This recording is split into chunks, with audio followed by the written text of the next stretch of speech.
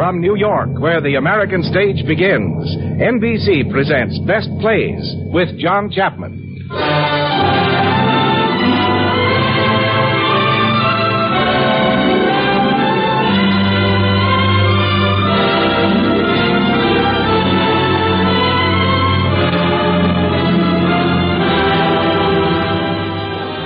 Best Plays, the series of hour-length dramas selected from the outstanding successes of the New York stage.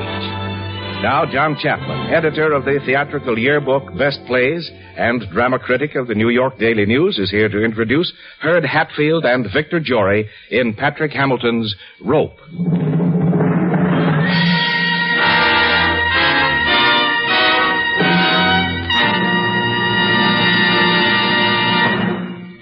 Mr. Chapman. Good evening. Patrick Hamilton of London is one of the best men at the business of scaring innocent audiences like yourselves. He has a fondness for writing about characters who are somewhat on the lunatic side. Previously on this program, you may have heard Angel Street, but anyhow, you must know it. And you'll remember the sinister Mr. Manningham who tried to make his wife as crazy as he was. This evening's best play is Mr. Hamilton's Rope, which was a Broadway success some years back under the title Rope's End. In Rope, we shall meet some rather weird characters and hear some strange events. The two principal characters in this cat-and-mouse drama about a murder in the usually calm precincts of Oxford University will be played by Hurd Hatfield and Victor Jory. Are you ready? All right, we'll begin.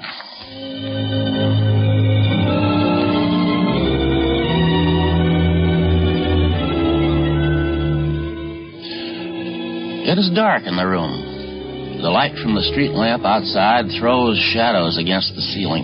And even in the half-light, these moving figures seem to be dancing, circling in some primitive rite about the chest.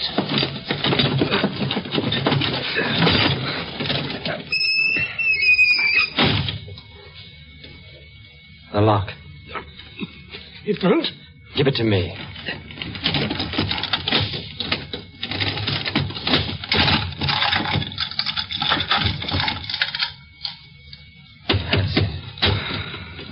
That's it. There it is. Closed tight. Stop there. No, don't put on the light. Steady, Grano. You all right? Grano. Give me a match.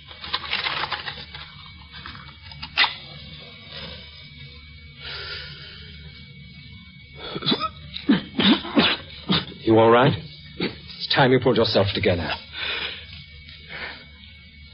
Brandon, you understand what we've done?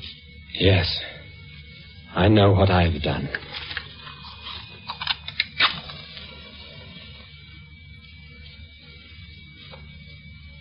I've committed murder. Passionless, faultless, and clueless murder. Yes, Brandon. An immaculate murder. I have killed. I have killed for the sake of danger and for the sake of killing. Yet I am alive.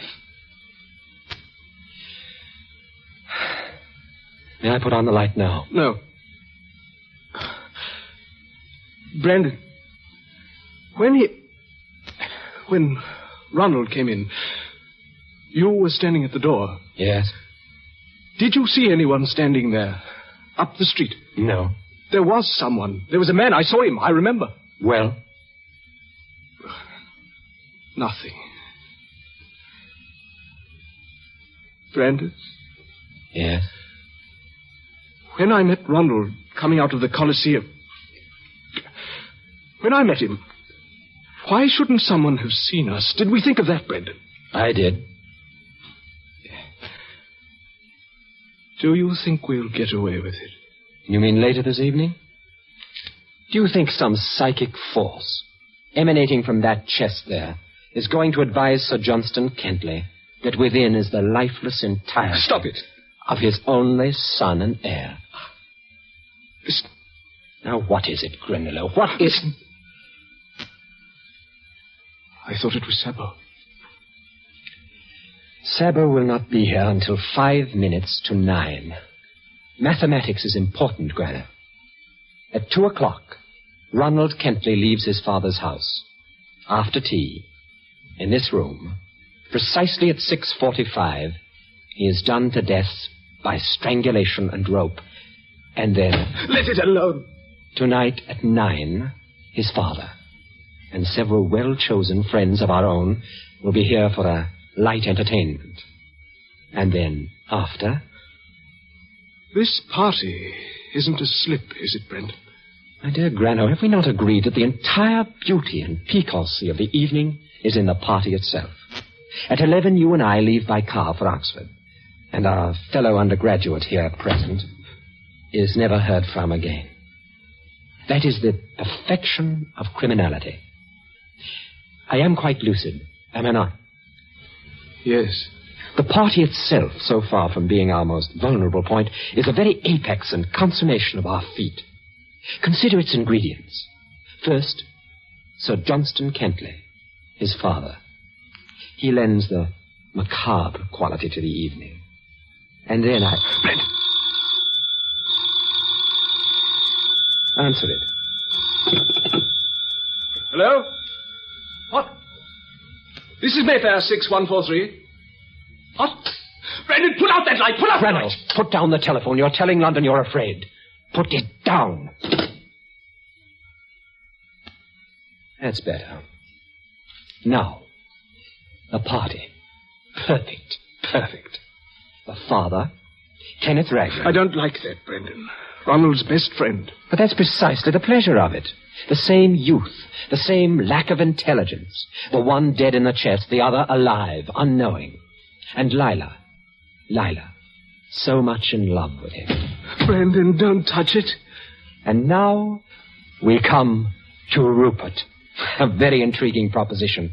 A man who might see this thing from our angle, the artistic one. You know, I even toyed with the idea of inviting him to share our dangers.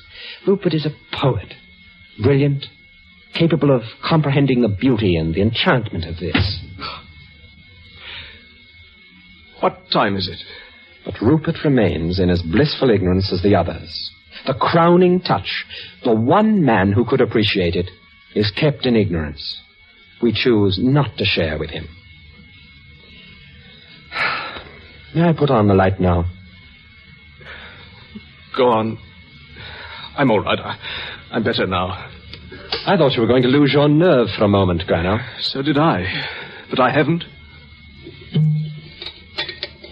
Easy. Well, let me alone. Just remember that. You idiot! I told you to clean up in here. What's the matter? Ronald's ticket to the Coliseum. It's caught under this chest here. Help me get it out. It's tearing. Here, wait. I'll lift the chest. All right. How in heaven's name? Granillo, do you realize we could hang on that? Brendan, listen.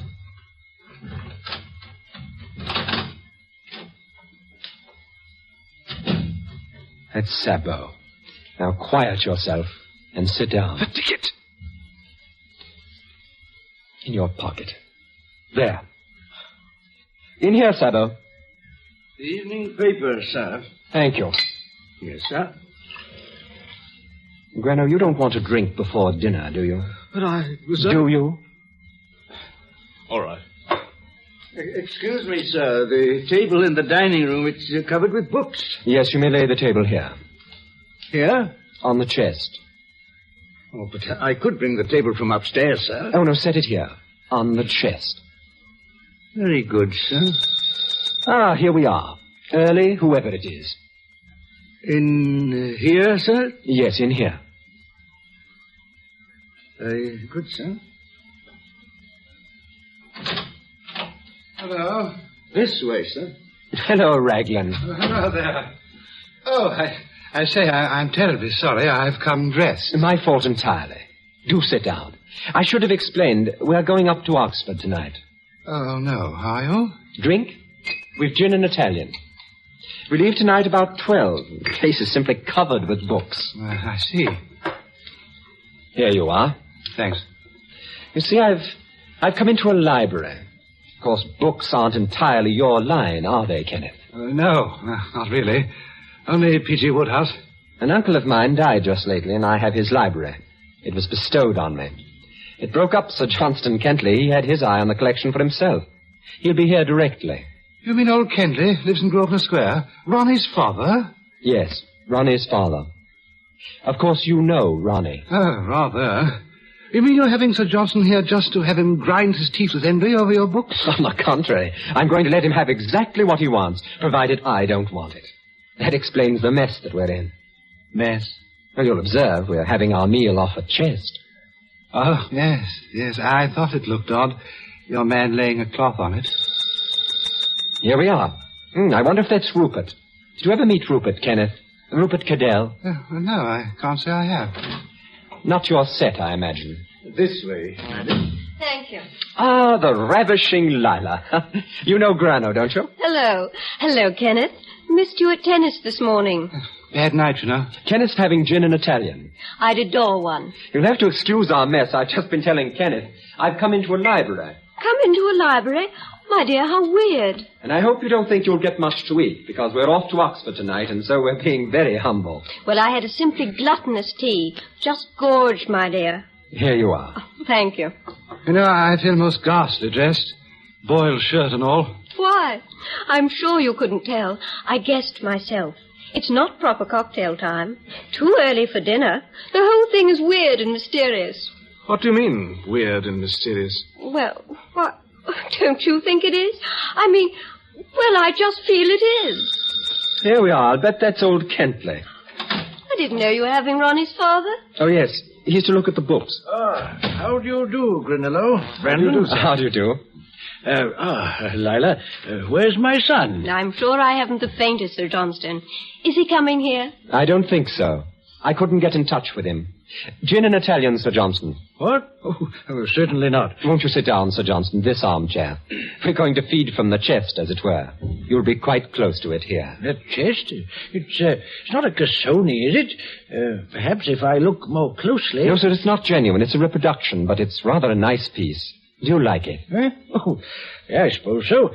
Now, those books I'm to see, where are they? They're in the other room, the dining room. There's more space in there. I shall be interested to see them. Wickham had a remarkable lot of Shakespeareana.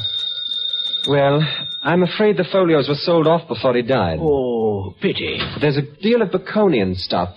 I'm told it's very fine. Hello, Brandon. Am I late? Rupert, the last as usual. Do come in. I'll keep my stick, Sabo. Oh, of course. I'm sorry, sir. Mr. Cadell, Sir Johnston Kentley. How do you do? Kenneth Raglan. How do you do? Miss Arden. How do you do? Tell me, have I come dressed or undressed? Oh, I see there's several shades of opinion. I wasn't able to inquire. Well, what's this? A chest. We're having supper off a chest, Rupert. Oh, are we? Yes. Why? Because it's a very nice chest. And because the table in the dining room is covered with books. Rupert, aren't you going to have a cocktail? No, thank you. I've had 4 already. Sabo, I'll ring when we're through and you make clear. Very good, sir. When do we begin the meal, Brandon? Personally, I'm famished. We've been waiting for you, Rupert. Now, there are lots of plates and knives and sandwiches, caviar and whatnot. Now gather round and help yourselves. I suppose I could manage a little. Thank you. That's delicious. How about caviar, too? Are you the great Cadell, then? The great Cadell, sir? And what do you know about me? I've read your poems, some of them. I knew a Cadell once. Louisa Cadell. Horrible old hag she was, too. Dear heaven, the young man is alluding to my aunt. Oh, I say, I'm terribly sorry. Have I dropped a brick? No, you have said a mouthful.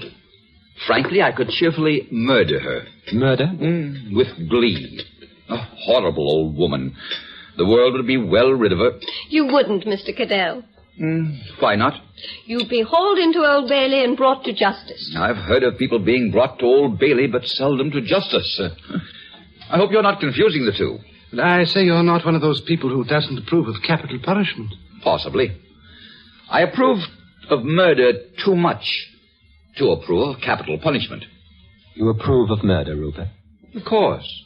There are so many people I would so willingly murder, mostly members of my own family.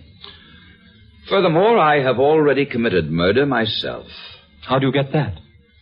You, my friends, have paradoxically a horror of murder on a small scale and a veneration for it on a large. One gentleman murders another in a back alleyway in London for, let us say, the gold fillings in his teeth, and all society shrieks for revenge upon the miscreant. But when the entire manhood of one nation rises up to go slaughter another, lacking even the excuse of the gold fillings, that society condones and applauds and calls it war. Really, Mr. Goodell? I carry my cane as a souvenir of my career of murder. Why, you'd be the first to be horrified by real murder if it appeared under your nose. I wonder. You must have some moral standards. Really? I can't recall any. You wouldn't hurt a fly. Wouldn't I? I've hurt thousands in my time.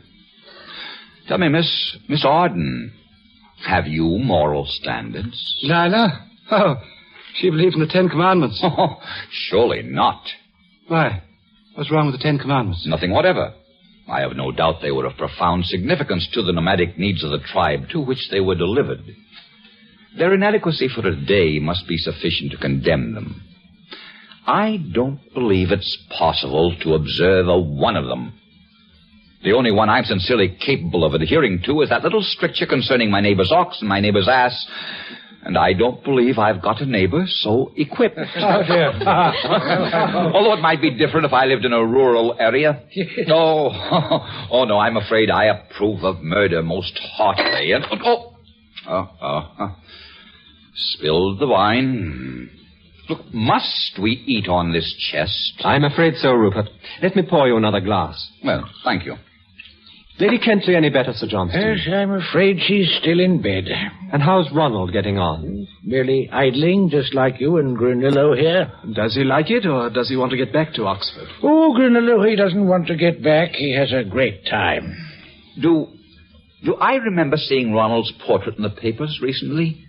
Something about winning the high jump or some other form of violent exercise. That's right.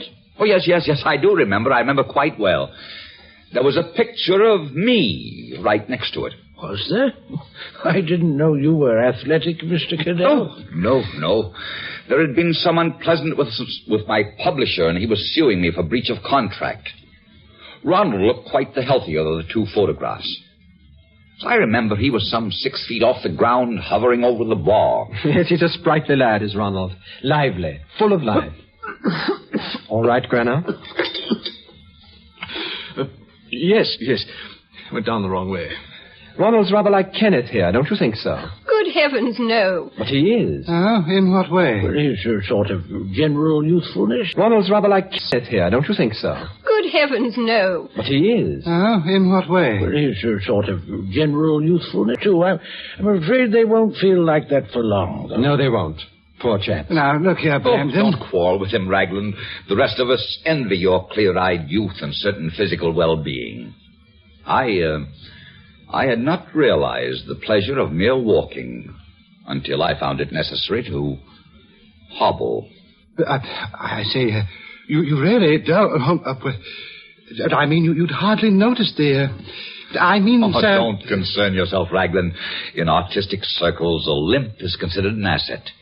It sets one off. But really, I didn't mean to... You see what I mean. The same youthful clumsiness. Puppies gambling amidst the porcelain. You share that quality with Ronald, Kenneth. Youth. Youth? I'd say they were infantile. Ronald's only passion in holiday time was the movies. When I saw him at lunch, he was off to the Coliseum. Oh? But that's not the movies. There's a music hall, isn't it? I've heard. I've never been there in my life. I thought everyone had been to the Coliseum. Well, I haven't. Neither have I. Is that the place in the Haymarket? Do you mean to tell me, Granillo, that you have never been to the Coliseum? No, I haven't. Oh. Dear. Why should he have? Oh, I really don't know. It just strikes me as, odd. Oh. You know, I'm coming to the conclusion that there's some ulterior motive about this chest picnic. What do you mean, ulterior motive? You mean it's done purely to make you spill things over your trousers? Something like that. Oh, I suspect much worse than that.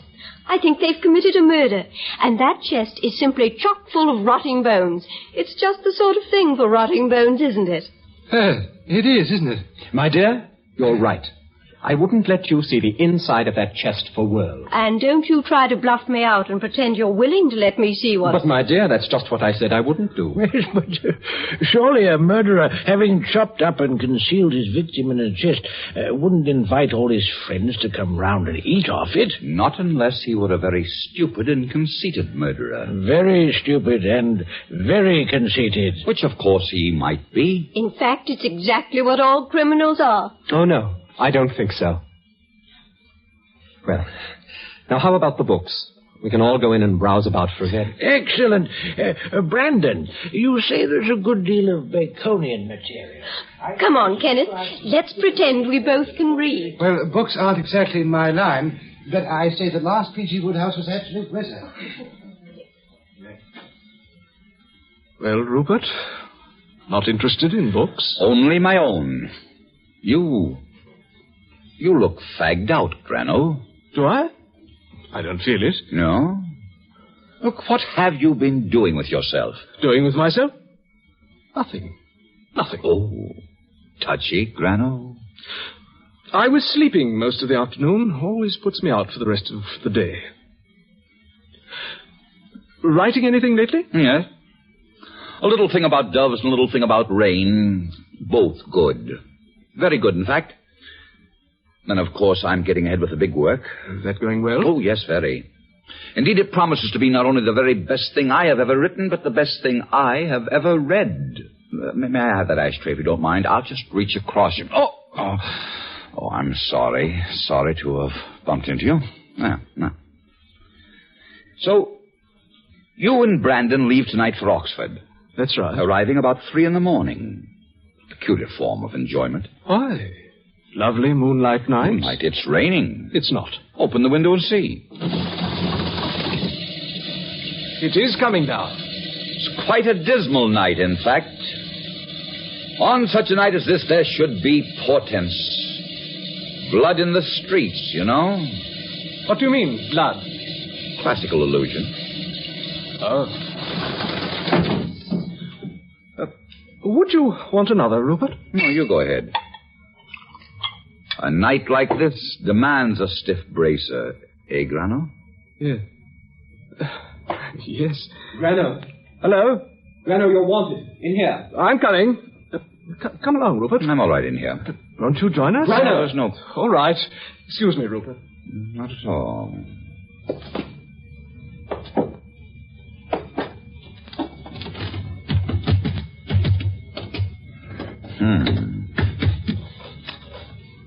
Odd.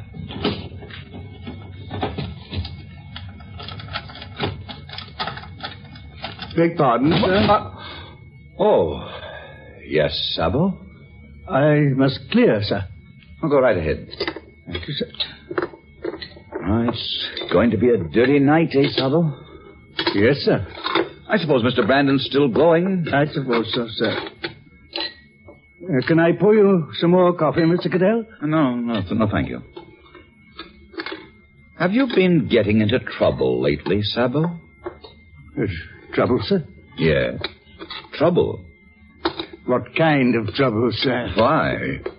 Have you a selection? Indeed, sir, life is full of trouble. I mean with your employers. Me, sir? No, sir. Why should you think so, sir? Well, I telephoned this house at 7:45, and I heard most hysterical noises. Noises, sir? I was wondering whether you were the cause of it. No, sir. I was not here till 8:55. Oh. You were perhaps at the Colosseum. Pardon, sir, the Colosseum, the music hall? Yeah. No, sir, I haven't been there for many years. No. Not lately? No, sir. Tell me, Sabo, Mr. Brandon, has he... Mr. Brandon, sir? Yes. Mr. Brandon. What's all this about Mr. Brandon? I was asking the good Sabo whether Mr. Brandon would still travel to Oxford in all this rain. Wasn't I, Sabo? Yes, sir. I hope he told you we were. Sabo, is a sherry in here? In the cabinet, sir. I'll get it. What's a little rain, anyway? You take this inside, Sabo. That'll be all for the evening. Oh, very good, sir. Good evening, Mr. Cadell. Good evening, Sabo. Do sit down, Rupert. Your stalking about like that always makes me nervous. All right, I'll just perch here on the chest. Do. It makes an admirable dais, does it not? Brandon, I just thought of something rather queer. Queer? What's that? All this talk of rotting bones in chests. What about them? Do you remember when you were an infant, Brandon? Huh? We used to sit about your father's fire and you would tell precocious stories to astound your elders. Yes, I remember. Do you remember your chest complex, Brandon? My chest complex? Yes. Whatever the story was, piratical, detective, murder, adventure, or ghost, it always contained a marvelous denouement with a bloody chest containing corpses. Well, just such a one as this one. You had a perfect mania for it. Don't you remember? Yes. I'd forgotten that. What about it, though? Oh, nothing. Just queer, that's all. You were a morbid child. I suppose so. Have one, Rupert? No, thank you. Why did you say queer? No, just queer.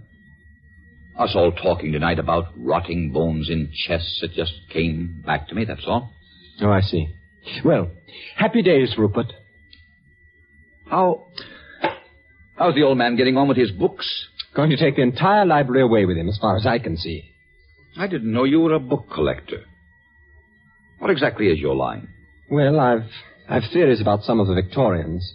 Everything comes round, in time. For example?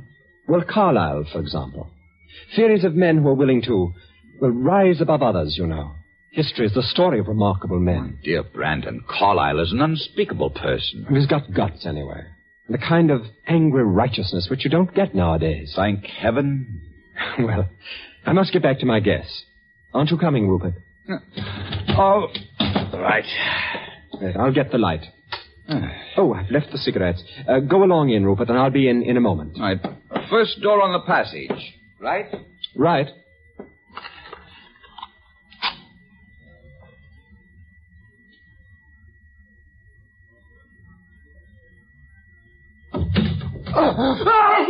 Breno! Breno, what the devil are you doing in here? Turn on the light, Brendan. What's the matter? Tell me what's the matter. I thought it was him. Here, drink this.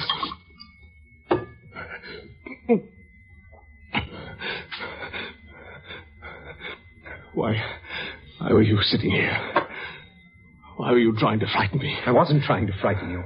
I wasn't even sure it was you. Why did you want to sneak in like that? You got what you deserved. Hang you, you've upset me. I wanted to see if everything was all right. Oh, I'm sorry. I'll be all right. Give me some more of that. Get hold of yourself. Don't get drunk on that. What's the matter? Pull yourself together. Come on. You can stop it if you want to. Breno, come on.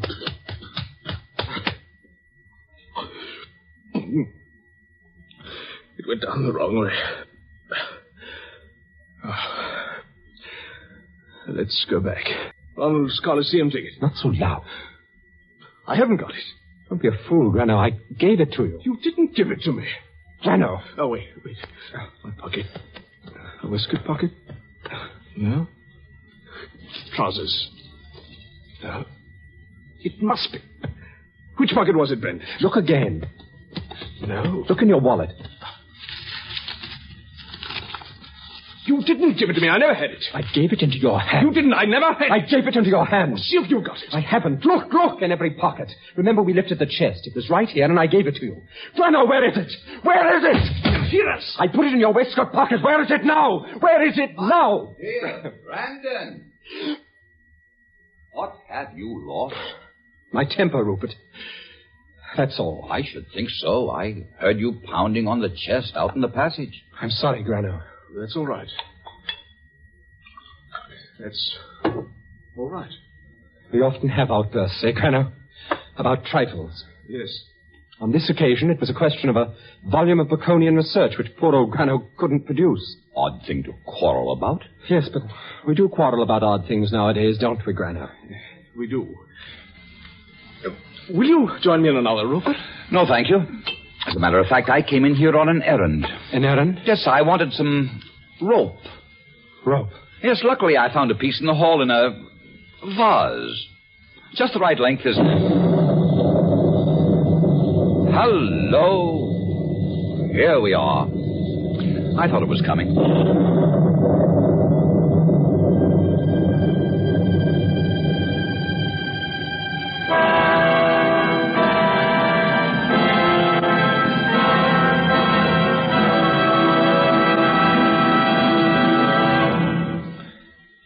In a moment, Act Two of Rope, starring Victor Jory and Herd Hatfield. This is NBC, the National Broadcasting Company. You're listening. Victor Jory and Herd Hatfield. And here is your host, drama critic John Chapman. It's time to return to our sinister room and the even more sinister chest. An unseasonable thunderstorm has increased the already heavy tension that pervades this room as Rupert continues his offhand cross-examination of Brandon.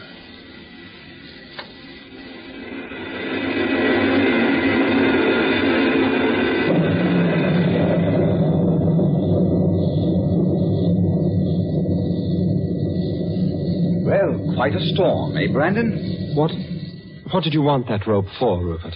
Well, the young people are busy, doing up the old man's books, and they need a bit of rope to tie up the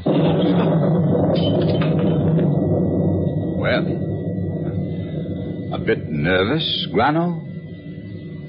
Don't like the thunder. Where's Sebo? You'd better mop it up with your handkerchief. Whiskey and varnish are not the best of friends. Did you hear that, Kenneth? I'm coming. I'm just terrified of thunder, aren't you? Well, I wouldn't exactly say that. Be careful with the books, Kenneth. Oh, dear, it's simply coming down in sheets, isn't it? Surely you two aren't going up to Oxford tonight. Certainly we are. But you can't. You'll be flooded. Did you locate a piece of rope, Cadell? Yes, sir, I did. Most conveniently tucked away in a vase in the passage. Odd place, huh? Very odd. Not really. Sherlock Holmes kept his tobacco in a Persian slipper. Oh, so he did. All right, Kenneth. You hold the books while I manage the rope. If you'll excuse me, Brandon, I'll go back to the rest of the books. Of course. Don't clean me out, sir. What? No, of course not. Grano. What? Do tear yourself away from the sideboard and see to Sir Johnston, inside. In a moment. Will you go in? Now. Just stopped for a spot, that's all. He's feeling no pain, eh? Came on quickly. Grano never could hold it. Listen to that one. Are you afraid of storms, Lila? It's hereditary. My mother hides in cupboards. Really? If it comes on again, you shall probably all see me take a violent plunge into this chest. Can you get in, or is it locked? Brandon, I said, is the chest locked? Sorry, I was looking for a match. You can get into it if you want to. Isn't there a lock on it, though? Yes, there is. But we've forgotten Rupert. He's got a murdered man in there. That's right. Put your finger on this rope, Kenneth. The purser won't hold still. Now, he's been committing murder. There. Now the rope's right. Isn't that right, Brandon? Lila, you don't know how near the mark you are. Oh, but I know exactly what's inside that chest. What? A body. A dead body. What sort? An old man. You did him in for the gold fillings in his teeth. I see you've been following me. Let's see. Oh, it is locked, isn't it? A padlock at that. What have you got in it, Brandon? You've told us. Now I'm just dying. Where's the key? In my waistcoat pocket. Well, I shan't rest till I look inside. Hand it over. I'm hanged if I do. But why not? If you're really innocent, my dear. But I'm not.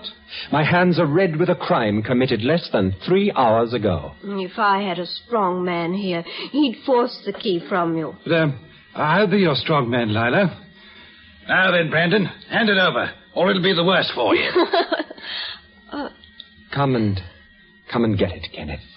Well, I'll give him 10 seconds, eh, Lila? Afraid, Kenneth? Oh, of course not. 1, 2, 3, 4... Brandon. 5, 6... Do surrender. 7, 8... No. 9, 10... Give it here, Brandon. No. What men will do for me? Come on. Away from me, Kenneth. There. Oh, my arm. Oh. I say, Brandon, you could have broken my arm, you know. Gave it an absolutely foul tug. Kenneth, I'm so sorry. Really. Sorry, Lila. I tried. I think he's a beast. Only a desperate criminal. How fearfully interested in crime we all seem tonight. Why, we can't even let Brandon commit this in peace. Rupert, did you mean it before when you said you approved of murder? Yes, I suppose so. Oh, but you couldn't. Your conscience wouldn't let you. But have I a conscience? He's quite right. And for one who hasn't a conscience, I can understand murder being an entirely engrossing adventure. You mean a motiveless murder? Yes. Doing someone in for fun. What a peculiar notion of fun. The only trouble with that sort of thing is you're bound to be found out. Why should you be found out? Because, my dear Brandon, it would not be motiveless at all. It would have a quite clear motive, vanity. Such a criminal would be quite unable to keep from talking about it. He can't. He won't hide. He wants to boast. To give himself away, they always do. But suppose your murderer, I mean a really clever, brilliant, and competent murderer, knew that and went out of his way not to be caught. I'm talking of a genius at it. You are. But then he couldn't help talking about the fact that he was so brilliantly clever. He'd give himself away just the same. But suppose that he was so very... Beg your pardon, Brandon. Of course, Sir Johnston. I must be off, and I should like to use your phone, if I may. Of course. On the table, sir. Thank you. Grosvenor 8432. Yes. It's about time I'm off, Brandon. Can I drop you somewhere? Hello? Oh, no, thank you. Oh, is that you, my dear? I'll get a cab. Well, it's no trouble. No, he's not here. But I thought he was home. Yes, I'll be along soon. Goodbye. Lila. Yes, Sir Johnston? Ronald hasn't come back. You said he'd been to the Coliseum tonight, sir? That's right. The bill was over 2 hours ago. He was expected back for tea. My wife is worried. Well, he probably had trouble getting a cab in the rain. He'll be there when you get home. Yes, I expect so. I have your hats and coats in the hall. I've never known Ronald to fail an appointment. Very odd. Well, thank you for a charming evening. I shall always remember it when I read the books you so kindly gave me. A pleasure, sir. I'll help you on with your things. Good night, Mr. Cadell. Oh, but I'm leaving now as well. Night, Brandon. Good night. Good night, my boy. Good night.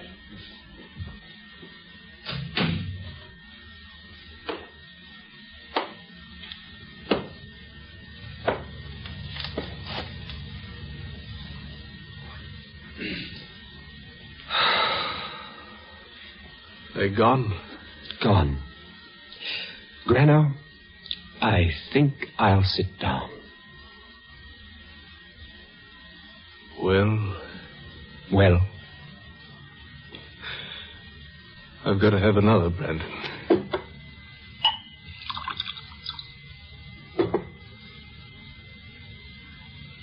I thought he'd got onto it.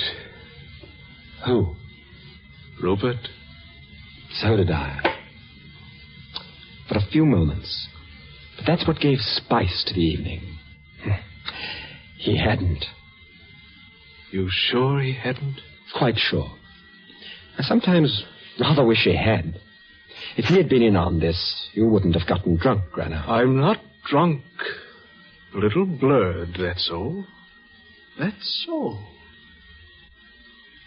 What's it? What? Thought I heard something. Oh, be yourself, Granner. I thought it was the bell. Well, what of it? I'll go. Pour me a drink, will you, Granner?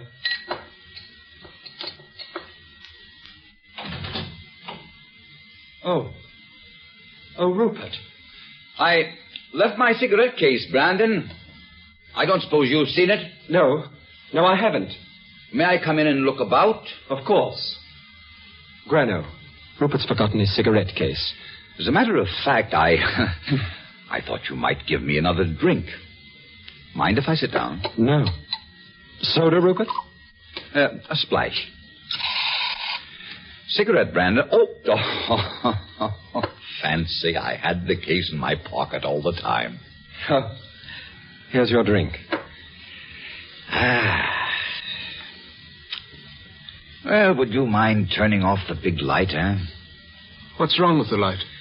You see, I'm a creature of half-lights. They make me more comfortable. I hope you're not going to make yourself too comfortable, Rupert. You know we've got to be off before long. Oh, yes. What's the time? 25 to 11. Oh. Well, I expect you're wanting to get rid of me. Not at all, Rupert. I hope not. I'm full of melancholy. And I don't want to go home. You must bear with me.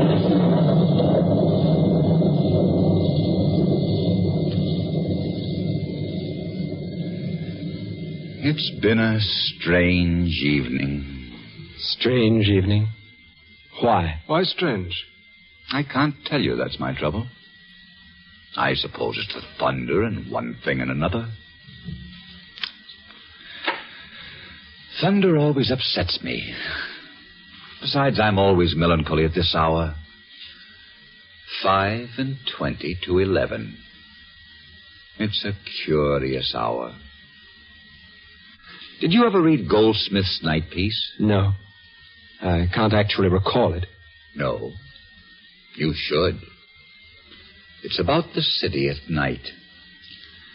I shall do his night piece up to date one of these days, and I shall make it 25 to 11.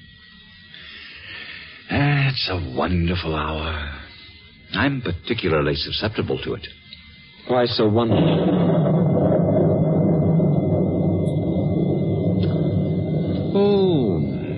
Because it is. I think the hour when London asks why, when it wants to know what it's all about, when the tedium and activity and the folly of pleasure are equally transparent. It is the hour of winking advertisement signs and taxis and buses, traffic blocks. It is the hour when jaded London theater audiences are settling down in the darkness to the last acts of plays of which they know the denouement only too well. They know that when the curtain's down, it'll be just a question of God Save the Queen, and they'll be bundled out into the chilly and possibly rainy night, where they'll have to fight for taxis or rush for trains or somehow transport themselves home to a cold supper. And the prospect of another day, tomorrow, exactly similar to that which has passed. For others, further horrors are waiting. The nightclubs and cabarets have not yet begun, but they will do so very soon. I could enlarge upon the idea indefinitely. 25 to 11. A horrible hour. A macabre hour. For it is not only the hour of pleasure ended. It is the hour when pleasure has been found wanting. There. That's what this hour means to me. And it has, moreover, been thundery. 25 to 11. Yes, Rupert. But by the time you have finished making your speech, it will be 11 o'clock. In brief, my dear Rupert, you see no earthly object in living. I fear not. Do you? I? Yes, of course I do. But then I'm interested in things. Why don't you take up exploring, or cricket, or making love, or golf, or finance, or lecturing? Or, as you suggested this evening, murder. Or, as you say, murder. And now, Rupert, if you've finished your drink, we've really got a bit of packing to do. You can't be so cruel. It's raining out. Can't I have another drink? Certainly, Rupert, but Grano and I really must pack. Well, can't I stay and watch you? You know, I believe you're a bit blotto tonight, too. I wouldn't be a bit surprised. I'll tell you what, I'll stay and see you off. Pour me another drink, Brandon. You've had enough. Mind your own business. Well, Rupert, it doesn't look as if we'll get off with Grano in this state at all. I'm perfectly sober. Grano. Why does he want to stay and see us off? That's what I want to know. My dear Grano, Rupert has no earthly reason for staying. Come along, Rupert. Finish up now and let me take care of him. Oh, I've got to go then. What do you mean, Rupert? You've got to go. I don't want you to go. You don't? No. All right, then. I'll stay. Don't bother. I'll mix myself another drink.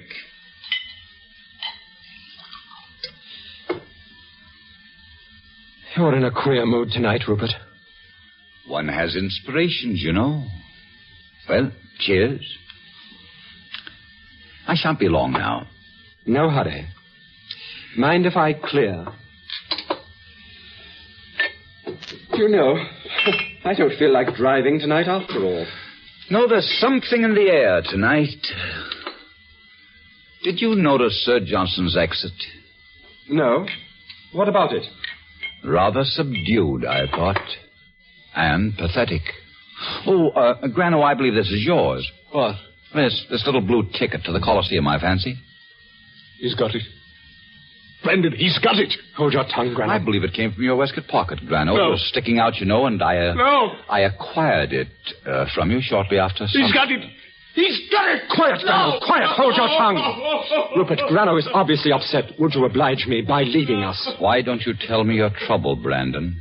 I might be able to help. Are you going or are you not? No, Brandon. I'm not. You see, I'm rather awkwardly situated. You are something more than that, my friend. Oh? How's that? You are very dangerously situated. Perhaps not. I have a revolver, Brandon. It's loaded.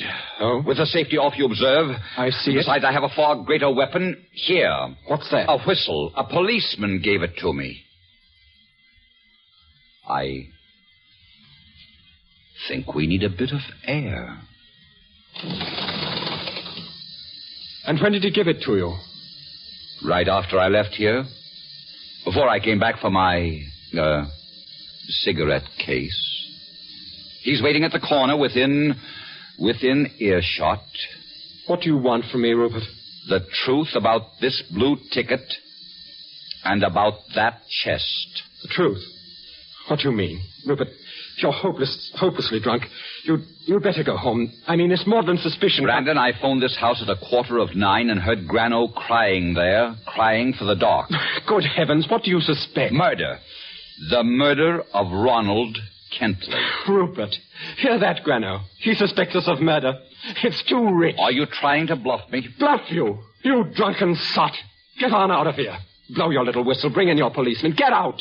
Do what you like. What I like? I should like to see inside of that chest. See the inside of that chest. You can see the inside of 50 chests. Now get on out. You're drunk. Possibly, nevertheless. May I look inside that chest? Yes. Very well. I will. Go on. What are you waiting for? Keep back. Sit down. Sit down in that chair. Sit down. Now the chest. It's locked, padlocked. What of it? Where's the key? I don't know. Why should I know? Upstairs, I think. Upstairs. Shall I go get it? Stay seated, Brandon, pray. I can shoot the lock off. Must I? Must I? Here's your key. Here. Thank you. Now look, and get what's coming to you. Thank you. Get back in that chair. You'll be sorry, Rupert. You'll be sorry. Sit down.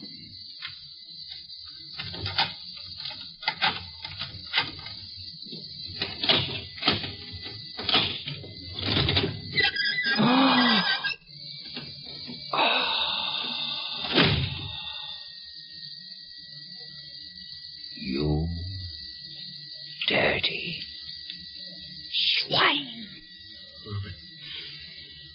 Rupert, I want to talk to you. Poor Ronald Kentley. What had he done to you? Rupert, listen.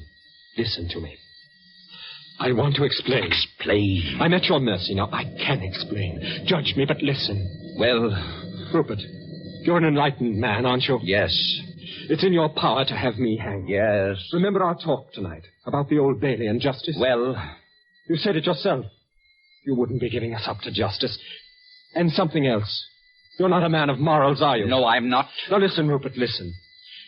We have done this thing, Grano and I, for adventure and danger. You read Nietzsche, don't you, Rupert? Yes. He tells us to live dangerously. You know he has no more respect for individual life than you. He tells us to live dangerously, and we have. We've done this thing. Others only talk. Do you understand? Listen, Rupert, you're the one man to understand. You can't give us up. 2 lives can't recall 1. Our lives are in your hands. You can't kill us. You can't kill. You're not a murderer, Rupert. What are you? You're not a slave to your time. In the days of the Borgias, you'd have thought nothing of this. You're an emancipated man. You can't give us up. Rupert, you can't. You've brought up my own words to my face. And a man should stand by his words. I'll never trust in logic again, ever. You imply I hold life cheap. You're right. Your own included. What do you mean? I mean you've taken by strangulation a very harmless and helpless fellow creature of 20 years. I mean that in that chest now lie the staring and futile remains of something that 4 hours ago lived and laughed and ran and found it good. Laughed as you could never laugh, and ran as you could never run. I mean that for your cruel and scheming pleasure, you have committed a sin and blasphemy against that very life which you now find so precious.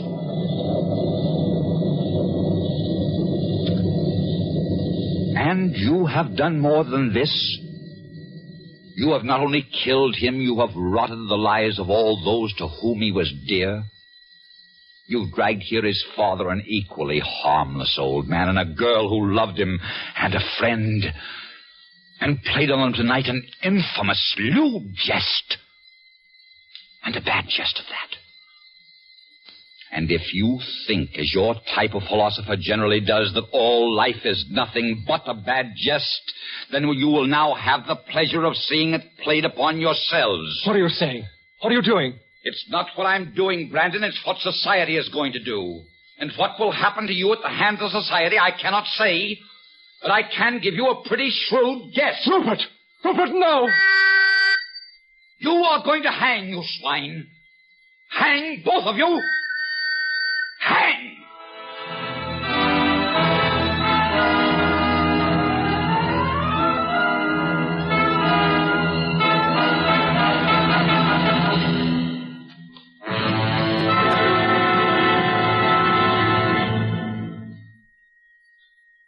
You have just heard the Best Plays production of Rope by Patrick Hamilton, starring Herd Hatfield and Victor Jory.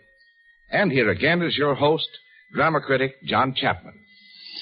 I suppose there are 2 morals to this excellent melodrama. It's been very well played by Mr. Hatfield and Mr. Jory and their company. I'd say that one of the morals is that murder is nasty business. And the other one is that very often it makes for good theater, as it has this evening, I think. And now, let's think about next week. We like to mix our plays up on this program, so the next one will be a comedy. Samson Raffleson's Skylark, which was a great success for the late Gertrude Lawrence and Donald Cook. Mr. Cook will be playing his original role for us, and Miss Lawrence's part will be played by June Havoc. This is Chapman saying goodbye until next Friday.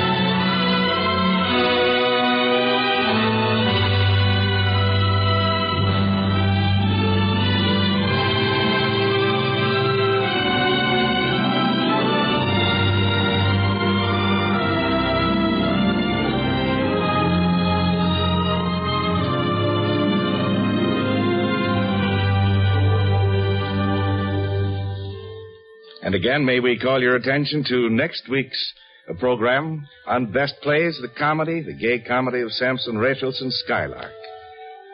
The parts will be played by Donald Cook, who appeared in the original role, and Miss Lawrence's part will be played by June Havoc. You're most cordially invited to attend next week at the same time for Best Plays. Rope by Patrick Hamilton was adapted for radio by Ernest Kenoy. In the cast were Herb Hatfield as Brandon, Victor Jory as Rupert, Lloyd Bachner as Grenolo, William Podmore as Sabbath, Ivor Francis as Raglan, Deirdre Owens as Lila, and Guy Spall as Sir Johnston. Best Plays is an NBC production supervised by William Welch and directed by Fred Way. This is Robert Denton speaking.